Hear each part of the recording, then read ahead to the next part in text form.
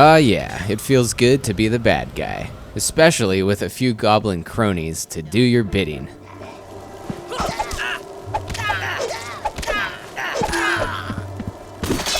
Good work, Lord!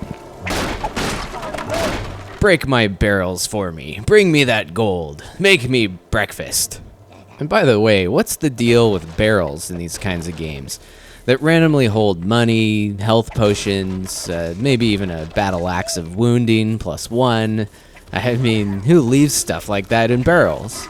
Now, if I kill a giant beetle and use its life force to summon some minions, I mean, that's totally plausible, but, oh well. Anyways, this is Overlord Dark Legend for the Nintendo Wii.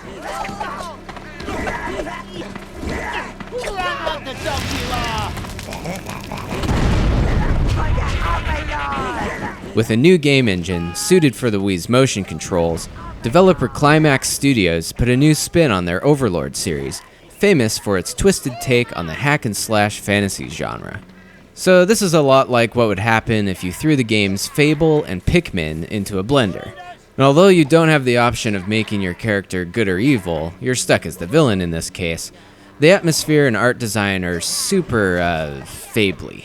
From the characters to your lightning bolts, to the blatantly similar cutscenes. Young Lord was born. I remember it well. You will have a life full of questions, young master. But I don't really think of Overlord as ripping off that style. In a lot of ways, it makes fun of itself, and it's almost a spoof of the genre. Although I will admit, the evil Yoda mentor thing constantly cracking smartass comments during gameplay is a bit tiresome. I mean, I can make my own smartass comments, thanks. So the Pikmin-like aspect is the ability to control a small mob of 4 different types of goblins, commanding them to attack your enemies, destroy structures, carry magic objects, and of course, fetch your loot. If they wise up to you, you can always strangle them to the point of explosion at least.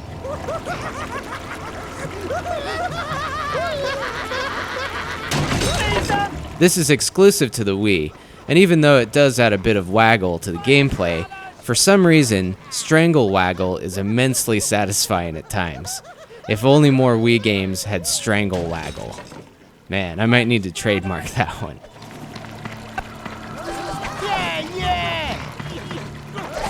So the gameplay in this is pretty fun, and the graphics are solid, other than some frame rate issues the more goblins you get. But avid hack and slashers or fans of the Overlord series might be bummed out at its length. It only takes about 10 hours to beat this, and there's not much reason to play it again. But for some newcomers, it serves as a great introduction to the Overlord, and might entice a look into the games available on other platforms. It's just a bit unfortunate that even though the motion controls are a great fit for its gameplay, the overall experience was definitely cut a bit short. But if you're craving some minion micromanagement with a dose of nerdy humor, it's worth a look. The good news is that lumbering brute has taken care of the bandits. The bad news is that now he's after you.